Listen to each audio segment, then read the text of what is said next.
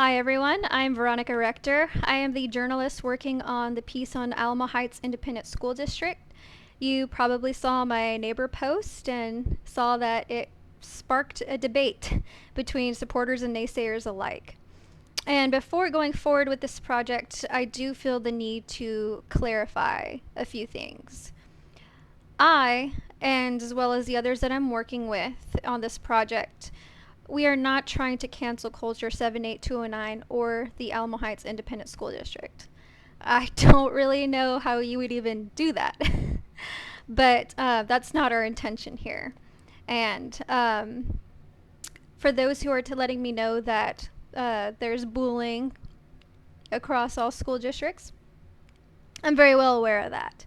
And also for those who felt the need to tell me that they had great experiences and know people that have had great experiences there, that's truly awesome. I'm glad that there's been some good experiences there. But that shouldn't negate the fact that there is a real issue here in the administrative's response to bullying, discrimination, and racism within this school district. Now, why am I focusing on Alamo Heights?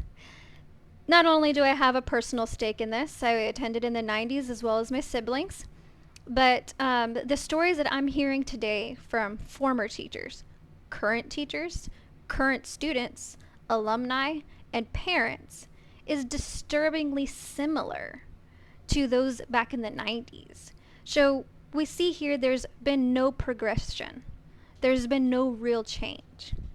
And Alamo Heights is supposed to already be setting the example for other school districts in their responses to this, as well as in many other factors as well, their academic regulations, and that they should be leading by example. And in this instance, there's not. And here is a golden opportunity for them to take these stories seriously and realize it's not just one or two students here.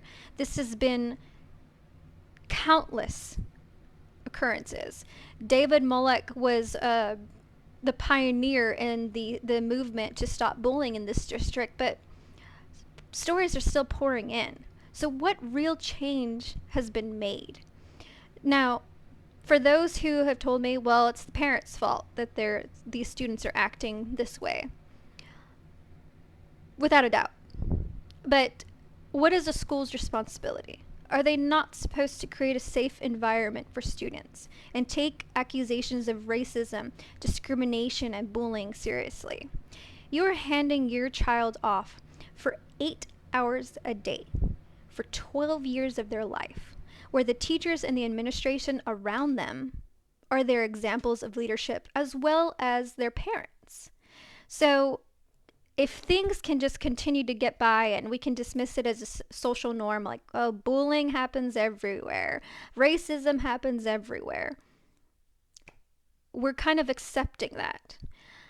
And Alamo Heights has a chance here to lead the other districts an example, enact real change here. That's why I'm focused on Alamo Heights. Now, I do want to thank all of my supporters, and I want to also let everyone know, please feel free to contact me, share my information with anyone you know who wants to share their experiences, or if you even just want to give me your opinion and further debate this, I'm open to it all. And you can email me at writer, as in writer, at veronicarector.com.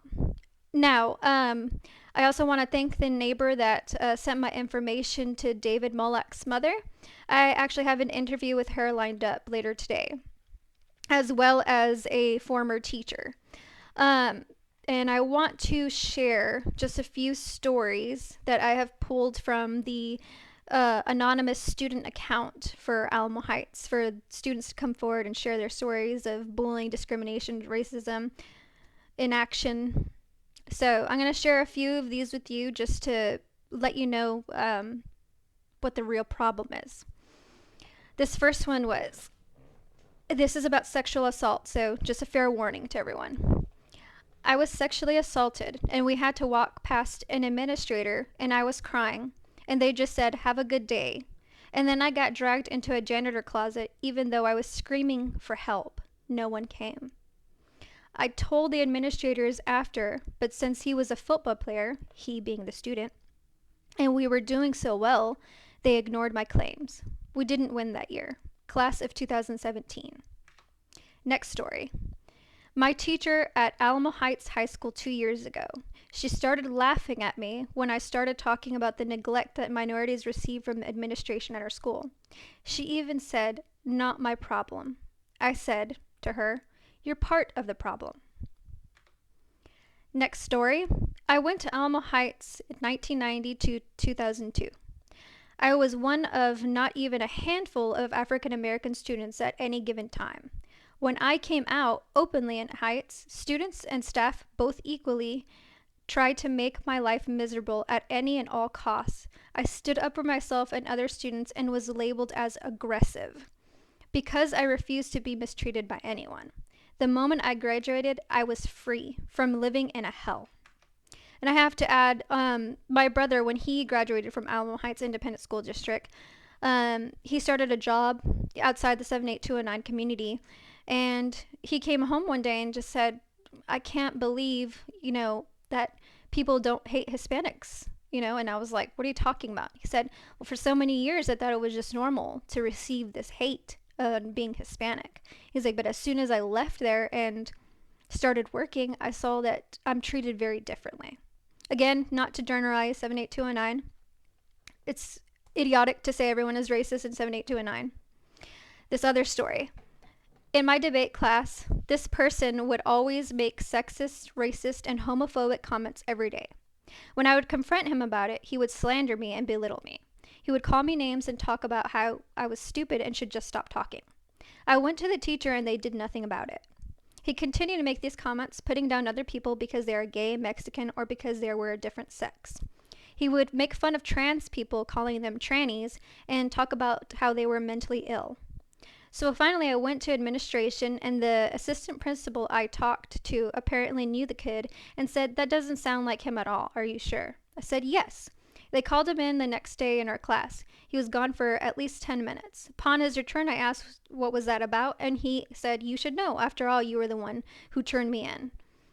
The last thing he said to me was, "I can do anything I want, whenever I want, and however I want, and there's absolutely nothing you can do."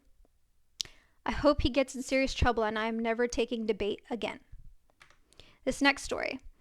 I left Alamo Heights before I graduated, but the environment there was so intensely homophobic that I didn't come out until I left because of fear of how I would be perceived or the social repercussions. I already felt fetishized by junior school, and the idea of people knowing I was an Asian WLW made me fear for my safety and emotional well-being after seeing how I was already being stereotyped. Next story. When I was a freshman, a senior I had kissed before saw me in the hallway and grabbed my breasts. I kicked him, and a teacher saw and gave me lunch detention, and I was told if I hadn't had kicked him being the student, he would have been in trouble too, but because I did, it was me that was in trouble. Now, I also want to share some posts that I have from students that are attending Alamo Heights. And this was in response to the Black Lives Matters movement right after the Floyd case. So these are recent things. This first one is, half of these kids at Alamo Heights agree with what I'm saying. They just don't want to speak up because they're scared that the 10 blacks at our schools are going to jump them. The word N, the N word, is a effing word that is meant to be used. It's never going to stop being used, so get over yourself. The next post. You really think KSAT is going to waste their time on this irrelevant BS? Racism has been going on for centuries, and y'all think by posting white people saying the N-word is really making things better. Almost everyone at Alamo Heights is racist, even the people who you think are your friends. God, this is just so pathetic. Again, add a note. Obviously, 78209 as a whole is not racist. It's unfair to say that. Another student, in response to someone posting in support of the Black Lives Matter movement, they are all just overreacting over one little N-word. Hashtag White Lives Matter too. another student. I may be retarded, but at least I'm not an N-word. So there's really nothing more I can do to convince you that there's a real problem here.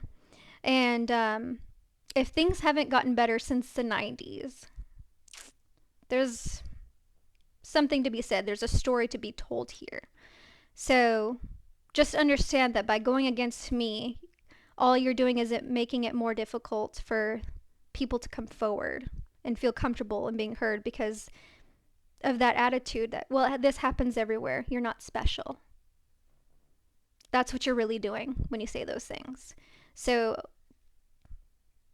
take this matter seriously. I am open again to any questions, concerns, tips, anything. Contact me anytime.